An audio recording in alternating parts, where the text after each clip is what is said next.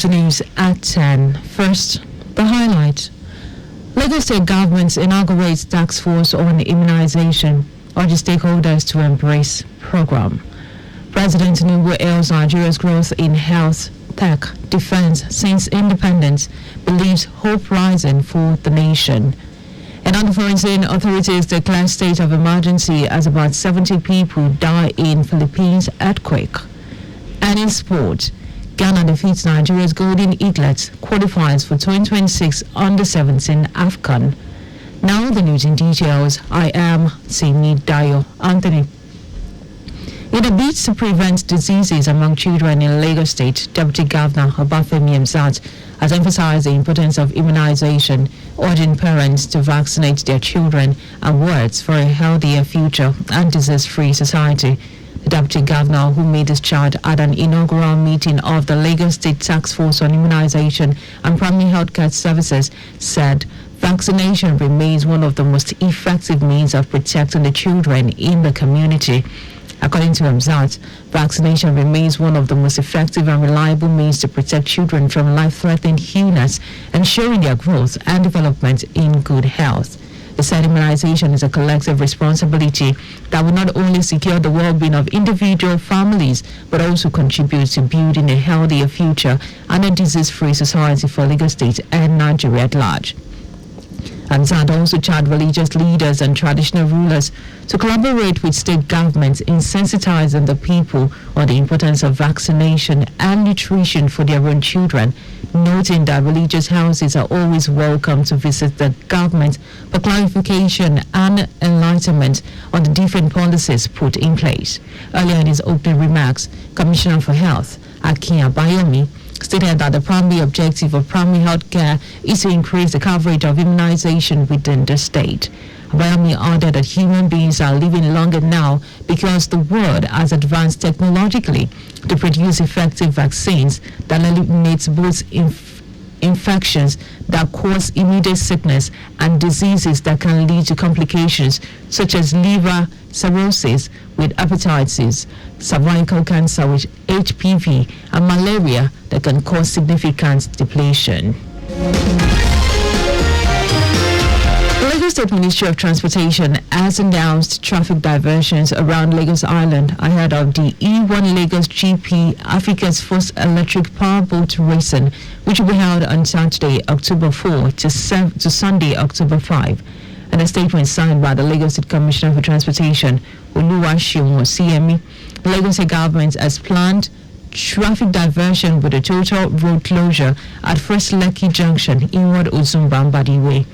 Motorists from Ajah heading to Lekki will make a U-turn at Lekki First Junction by the pedestrian bridge to link Yesufu Abiodun to Maroko Police Station to access City of David to Ligali Ayoride to connect at Jose Adiogun straight to a hotel roundabout to Ahmadu Bello Way to Independence Bridge and Mekwen Oniko to continue their journeys.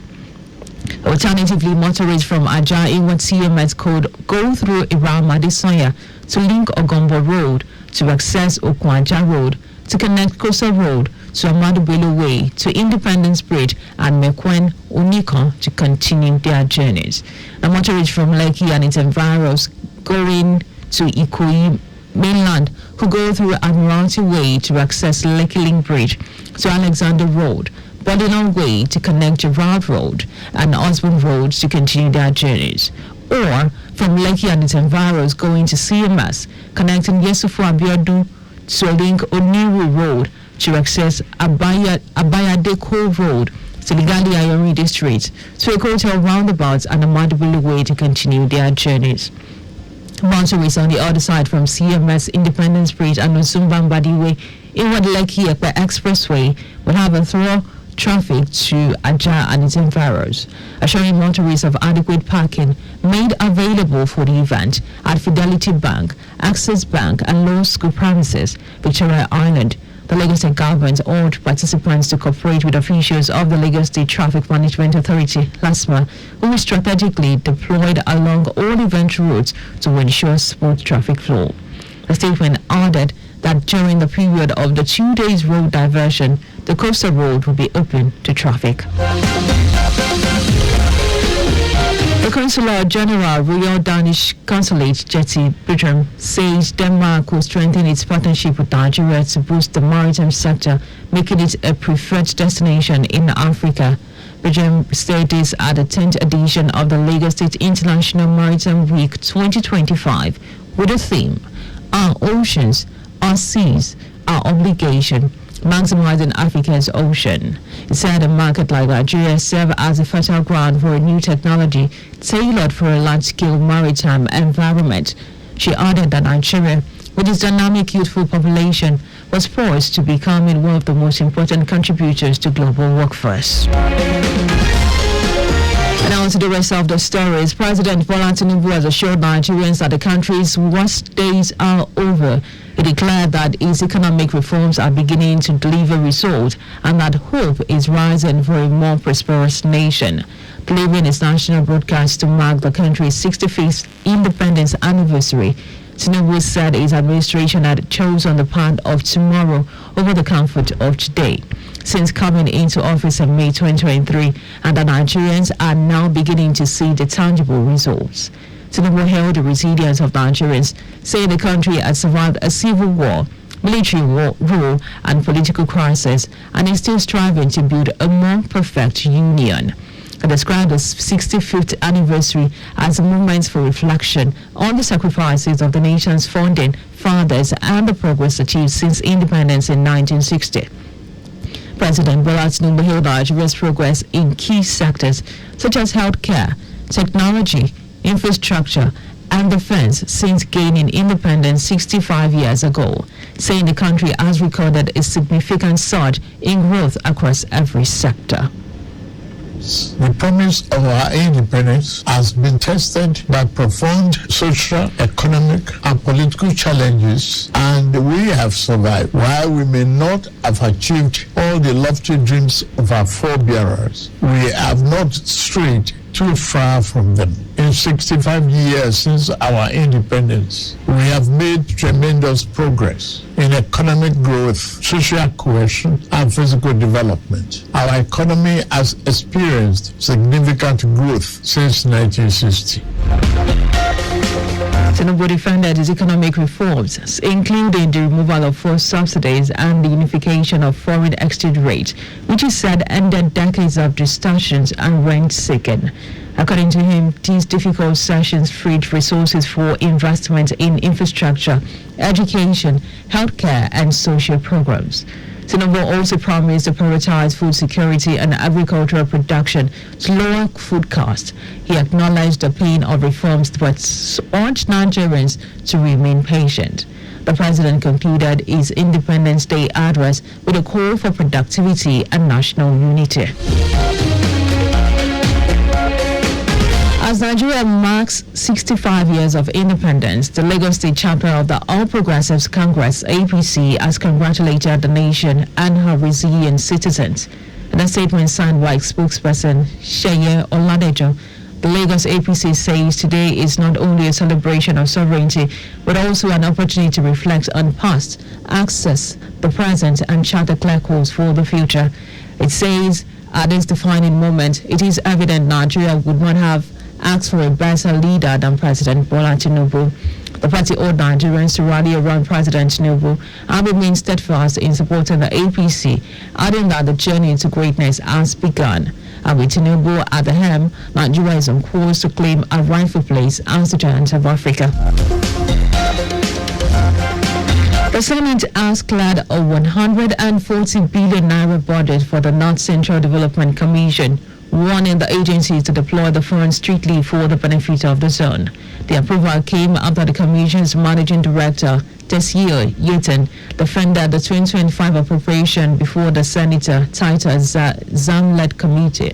Yetin told lawmakers that the NCDC was allocated 140 billion naira by the federal government for the fiscal year, with 100 billion naira set aside for capital projects across the 6 states of the zone and the Federal Capital Territory, while 40 billion naira will cover recurrent expenditure, including overhead and personal cost.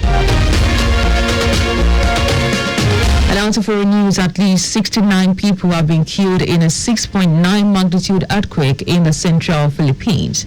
Several provinces has declared a state of calamity after the earthquake struck on Tuesday. The earthquake comes a week after back-to-back typhoon killed over a dozen people, and unusually wet monsoon season caused widespread flooding, stoking public anger. Before and after images show the extent of the damage, with cracked bridges and roads as well as destroyed buildings. Rescuers are sifting through rubble for survivors as authorities rush to deliver aid and restore electricity and communication lines. The Philippines is very vulnerable to natural disasters and lie on the geological unstable ring of fire. And on to sports, Ghana's Black Scarlet has advanced to the final of the WAFU Zone B Under-17 Championship after defeating Golden Eaglet of Nigeria 2-0 in the semi-finals on Tuesday. The victory also means Ghana has secured qualification for the 2026 Under-17 AFCON in Morocco. Michael Awili opened the scoring in the 21st minute. 10 minutes after the opening goal, Rohibo Yogavi got on the score sheet to make it 2-0. To read the last four of the regional competition, the Golden Eaglets topped their group that has been Benin Republic and Burkina Faso. The coach, Manu Gaba, led side, thrashed Benin Republic 4-1 and drew goalless with Burkina Faso. Just before we go, use your walkway where available to avoid an accident. You can follow us across the social media handle platform on X at Traffic Radio 961, Facebook Lagos Traffic Radio 961 FM, Instagram is Lagos Traffic Radio 961. Subscribe and watch a news and program live on YouTube at Traffic Radio 961. You can also visit our website on www.trafficradio961.ng.